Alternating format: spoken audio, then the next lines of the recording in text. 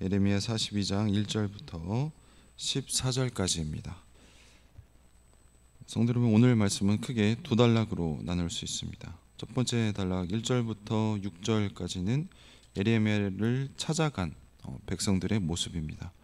그리고 두 번째 단락 7절부터 14절은 하나님께서 이스라엘 백성들에게 하시는 말씀의 내용입니다.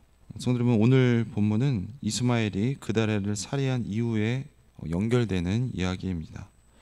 바벨론은 유다에서 일어난 사건을 증벌하기 위해서 이스라엘로 출정할 것입니다. 주전 586년 바벨론의 무서움을 경험한 유다 백성은 겁에 질려 있었고, 사람들은 포로로 끌려가지 않기 위해서 주변국으로 애굽이나 다른 나라로 도주할 것입니다. 요하난과 그를 따르는 자들은 애굽으로 도주하려고 했습니다. 그러나 애굽으로 가기 전에 하나님의 뜻을 묻기 위해서 지금 예레미야를 찾았고, 그리고 주어지는 하나님의 말씀에 순종하겠다고 다짐합니다. 그래서 이들의 행위는 겉으로 보기에 대단히 신앙적인 모습으로 보입니다. 그러나 예레미야의 선포는 사실 그들의 계획과 일치하지 않았습니다. 왜냐하면 예레미야는 애굽으로 도주하라가 아니라 이 땅에 머물라고 하나님의 말씀을 선포하기 때문입니다. 더 나아가 예레미야는 하나님께서 바벨론의 손에서 이스라엘을 구원하리라고 지금 예언을 하고 있습니다. 유다 백성은 이 예레미야의 선포에 하나님의 말씀에 순종한지 오늘 본문을 통해서 한번 살펴보도록 하겠습니다. 먼저 1절부터 3절 말씀입니다. 이에 모든 군대의 지휘관과 가레의 아들 요하난과 호사의 아들 여사냐와 백성의 낮은 자로부터 높은 자까지 다 나와 선지자 예레미야에게 이르되, 당신은 우리의 탄원을 듣고 이 남아있는 모든 자를 위하여 당신의 하나님 여호와께 기도해 주소서. 당신이 보는 바와 같이 우리는 많은 사람 중에서 남은 적은 무리이니. 예레미야 42장은 모든 군대의 지휘관 가레의 아들 요하난과 호세의 아들 여사냐를 비롯하여서 그들을 따르는 모든 사람들이 지금 예레미야를 찾아간 사건으로 오늘 말씀을 시작을 하고 있습니다. 사람들은 예레미야에게 자신들의 간구를 위해서 하나님께 기도해 줄 것을 지금 요청을 하고 있습니다. 자, 여기서 재밌는 점은 여기서 이스라엘 사람들을 하나님을 지금 예레미야에게 당신의 하나님이라고 부르고 있다는 점입니다. 자, 이는 예레미야가 하나님과의 특별한 관계를 맺고 있음을 보여주는 표현인지, 아니면 여호와 하나님을 제대로 알지 못하는 이스라엘을 지금 비난에 대한 이 비판적인 목소리인지 살펴볼 필요가 있습니다. 예레미야는 이러한 이스라엘 백성들의 표현에 대해서 다시 한번 너희 하나님이라고 말을 하면서 받아치고 있습니다. 그러면서 계속해서 이스라엘과 하나님과의 관계를 이어가려고 하는 모습을 보여주고 있습니다. 그것이 4절부터 6절 말씀인데요.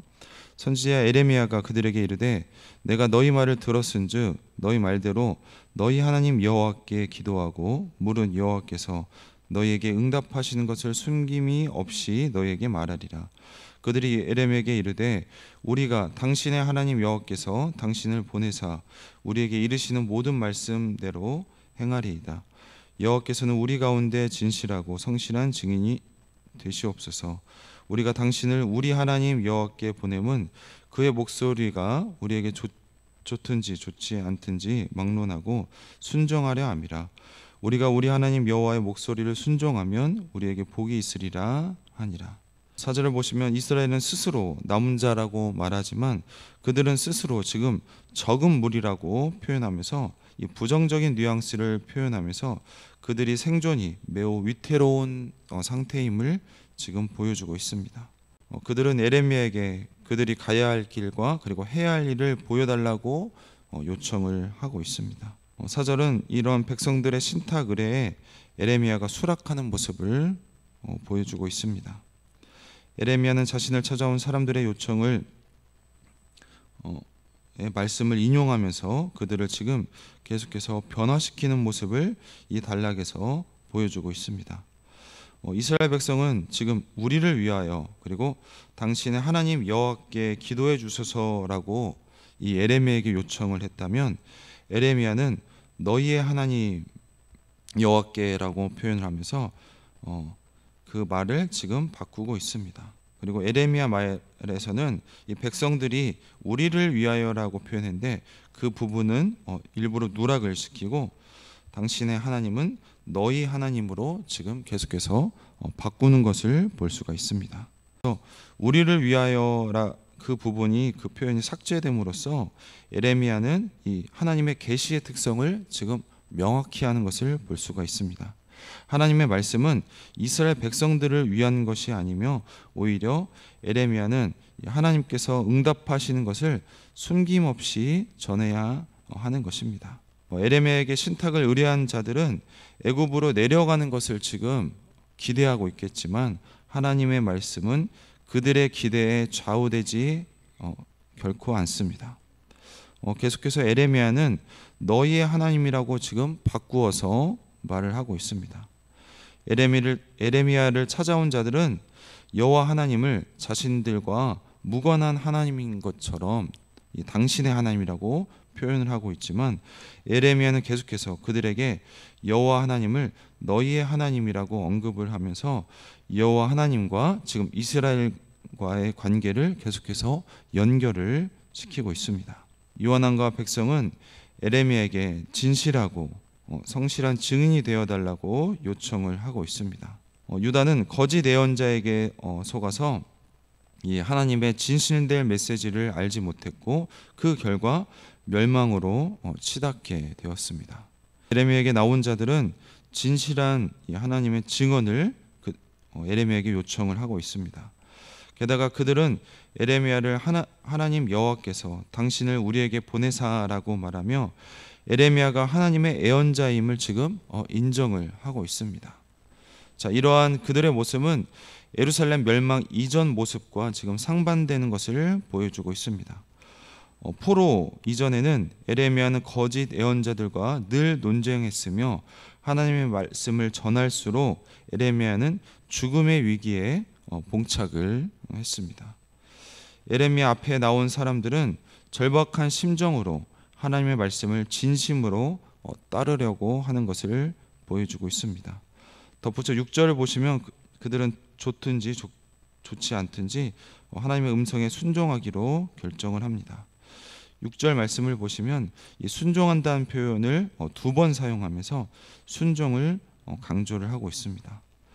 첫 번째 순종은 순종하겠다는 결심을 선언한다면, 두 번째 순종은 순종이 주는 유익을 지금 기술을 하고 있습니다. 이스라엘 백성은 하나님 여호와 하나님께서 우리에게 보낸 예언자를 다시 우리 하나님 여호와께 보낸다고 말을 하면서 예언자가 하나님과 이스라엘 백성의 중재자가 됨을 지금 보여주고 있습니다.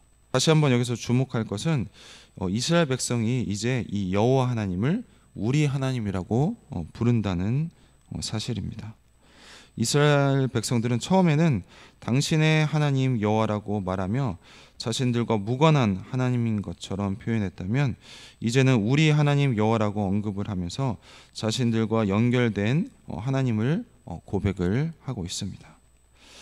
이는 여호와 하나님이 너희 하나님으로 중재를 했던 이 에레미야의 역할을 다시 한번 우리에게 보여주고 있는 말씀입니다.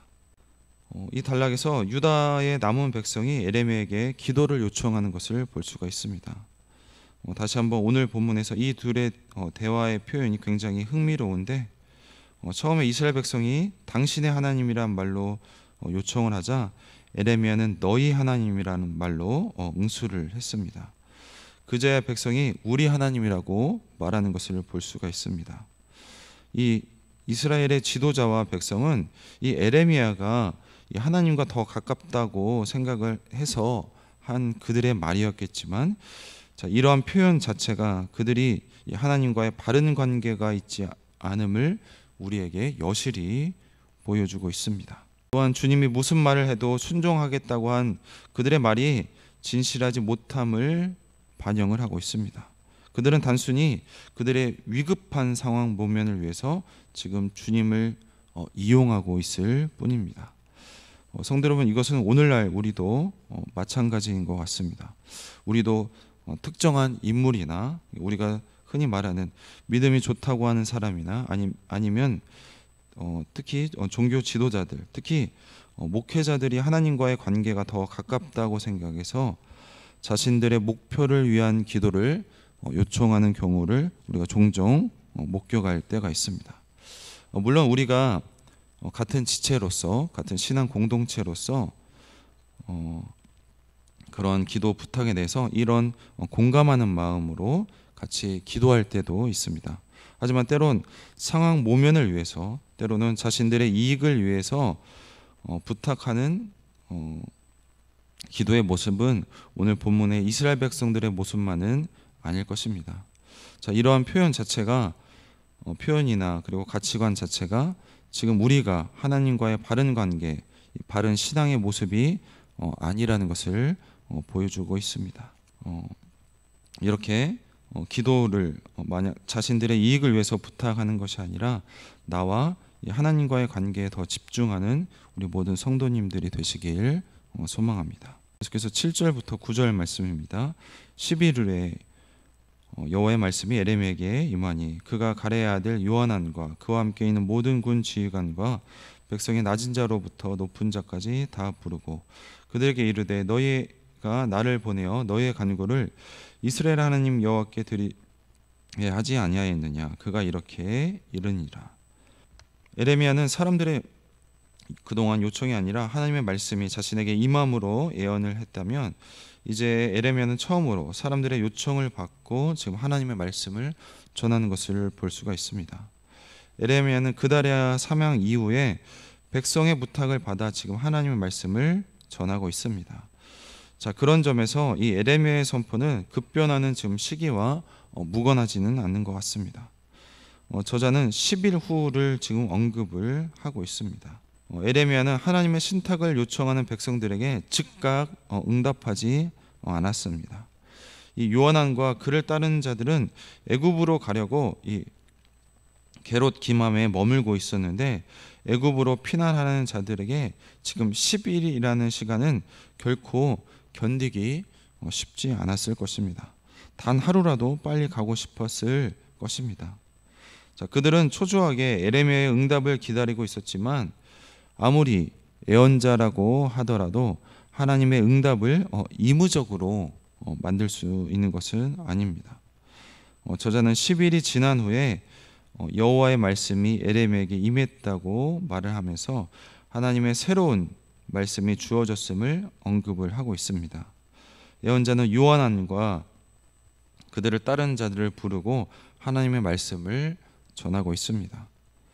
자, 에레미야는 바로 하나님의 말씀을 전하는 것이 아니라 이례적으로 이스라엘 하나님 여호와를 수식하는 문구인 너희가 나를 보내어라고 지금 표현을 추가를 하고 있습니다.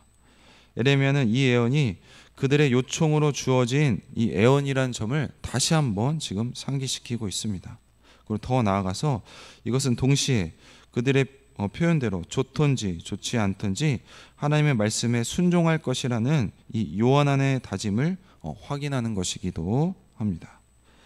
10절부터 14절 단락입니다. 너희가 이 땅에 눌러앉아 산다면 내가 너희를 세우고 헐지 아니하며 너희를 심고 뽑지 아니하리니 이는 내가 너희에게 내린 재난에 대하여 뜻을 돌이킴이라. 여호와의 말씀이니라. 너희는 너희가 두려워하는 바벨론 왕을 겁내지 말라. 내가 너희와 함께 있어 너희를 구원하며 그의 손에서 너희를 건지리니 두려워하지 말라. 내가 너희를 불쌍히 여기리니 그도 너희를 불쌍히 여겨 너희를 너희 본향으로 돌려보내리라 하셨느니라. 그러나 만일 너희가 너희 하나님 여호와의 말씀을 복종하지 아니하고 말하기를 우리는 이 땅에 살지 아니하리라 하며 또 너희가 말하기를 아니라 우리는 전쟁도 보이지 아니하며 나팔 소리도 들리지 아니하며 양식의 궁핍도 당하지 아니하는 애굽 땅으로 들어가 살리라 하면 잘못되리라. 이렇게 10절 이하는 바로 하나님의 말씀의 내용입니다. 에레미야는 먼저 마음을 돌이키는 것을 먼저 요구를 하고 있습니다. 뒤이어서 에레미야는 하나님의 약속을 지금 선포하는 것을 볼 수가 있습니다. 요한안과 그를 따르는 자들이 애굽으로 가지 않는다면 하나님은 오히려 그들을 세우고 헐지 아니하며 그들을 심고 뽑지 아니하겠다고 선언을 하고 있습니다. 자, 이렇게 행하는 이유를 하나님의 돌이킴이라고 오늘 본문에서 표현을 하고 있습니다. 또한 그렇게 하는 이유를 12절을 보면 하나님은 이스라엘 백성들을 불쌍히 여기니라고 말을 하고 있습니다. 하나님께서 이스라엘을 불쌍히 여기심으로 바벨론도 이스라엘을 불쌍히 여길 것입니다. 자, 이스라엘 백성들은 불순종한 죄인이지만 하나님은 그들을 불쌍히 여기십니다. 성도 여러분, 이게 바로 하나님의 사랑입니다. 이 단락에서 하나님께서 이스라엘 백성들에게 하시는 말씀을 볼 수가 있습니다. 하나님의 뜻을 물은 지도자와 백성에게 하나님은 이집트로 가지 말고 바벨론의 통치 안에 있으라고 분명히 말을 하고 있습니다. 하지만 이후의 내용을 보면 그들은 이런 하나님의 답변이 자신들의 예상과 달라서 상당히 당황했고 불쾌했던 것으로 보입니다. 그들 생각에 위험이 뻔히 보이는 상황에 여기에 남아있으라는 것은 현실적으로 어리석은 조언이기 때문입니다. 성도 여러분, 우리의 신앙은 하나님을 경외하고 그리고 하나님의 주권을 인정하는 것입니다. 그것이 인정이고 말씀에 대한 순종입니다. 그런데 우리의 모습은 하나님을 우리의 생각으로 끌어오려는 조정의 표현이지 않습니까? 우리는 살면서 내 의견이 하나님의 의견보다 더 맞다고 생각하고 하나님을 조정하려는 모습이 바로 이스라엘 백성들의 모습만은 아닐 것입니다. 오늘날 우리는 하나님과 나의 의견이 맞지 않는다고, 그리고 내 도덕적 기준에 맞지 않는다고, 내 정치 성향과 하나님이 맞지 않는다고 하나님을 조정하려는 모습이, 그리고 그런 그리스도인들이 갈수록 많아지는 세상 속에서 살아가고 있습니다. 자, 그렇다면 우리는 정말 하나님의 말씀에 그대로 순종하는 그리스도인인가요? 하나님의 말씀에 있는 그대로 순종하는 우리 모든 성도님들이 되시길 소망합니다. 그렇다면 우리는 살아가면서 왜 하나님의 말씀에 늘 순종할 수 있나요? 그것은 하나님의 사랑 때문입니다. 하나님의 동행과 하나님의 보호하심을 우리에게 늘 약속하기 때문입니다. 오늘 본문에서 이스라엘 백성들의 문제의 핵심은 어떻게 하면 바벨론의 위협을 피할까입니다. 하나님은 그들에게 이집트로의 피난과 피난하지 않는 것 사이에 지금 선택을 그들에게 요구를 하고 있습니다. 물론 사람들은 선택할 때 각각 나름의 이유가 있습니다. 이집트의 피난은 예상되는 이 바벨론의 위협에 대한 현실적인 대안으로 보이고, 여기 예루살렘에 남아있는 것은 동일한 위협에 대한 바로 주님의 동행과 약속을 기반으로 하는 것입니다.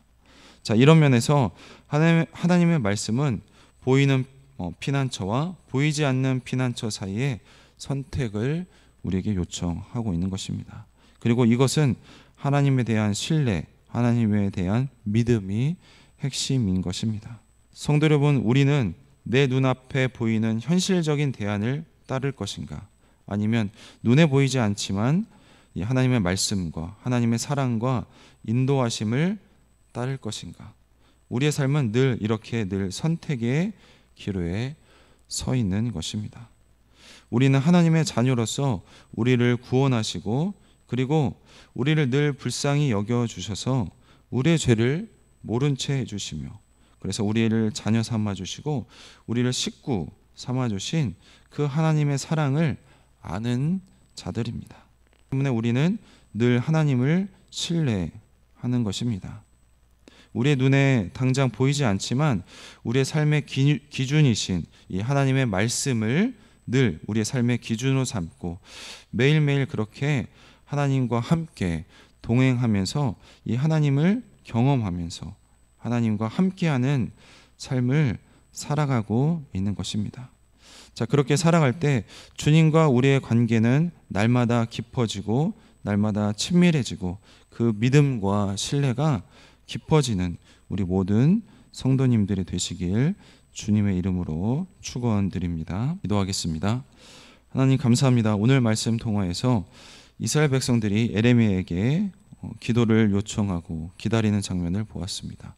하나님, 그들은 처음에 당신의 하나님이라고 하나님과의 관계가 없는 것처럼 표현했지만 하나님, 에레미야를 통하여서 이제 그들이 너희의 하나님, 그래서 이스라엘 백성들 입에서 우리의 하나님이라고 표현하는 것을 봤습니다. 하나님, 특정한 사람만이 하나님과의 가까운 관계, 친밀한 관계를 가지는 것이 아니라 이제는 우리 모두가 하나님과의 가까운 관계, 친밀한 관계를 맺는 그런 성도라는 것을 늘 깨닫는, 그리고 늘 기억하는 우리 모든 성도님들이 될 수 있도록 도와주시옵소서. 특별히 그래서 모든 목회자들이 모든 성도들에게 그런 하나님과의 관계를 늘 상기시켜주는 그런 또한 목회자들이 될 수 있도록 인도하여 주시옵소서. 하나님, 또한 오늘 말씀 통하여서 하나님께서 이스라엘 백성들에게 응답하셨습니다. 그러나 하나님의 응답은 그들의 기대와 전혀 달랐습니다.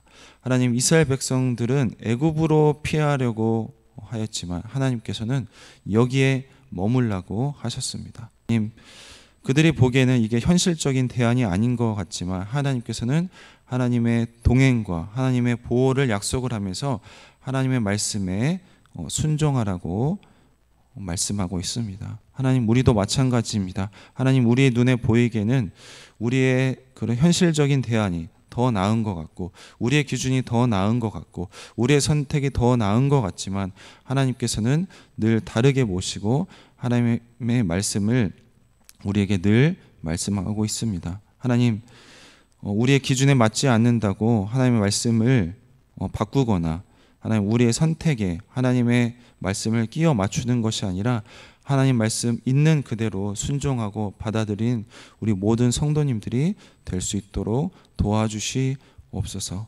그래서 늘 우리를 긍휼히 여기시고 우리를 불쌍히 여기시는 그런 하나님의 사랑과 긍휼하심을 기억하면서 늘 하나님과 동행하고 하나님과의 관계가 깊어져 가는 우리 모든 성도님들이 될 수 있도록 도와주시옵소서. 감사드리며 예수님의 이름으로 기도했습니다. 아멘.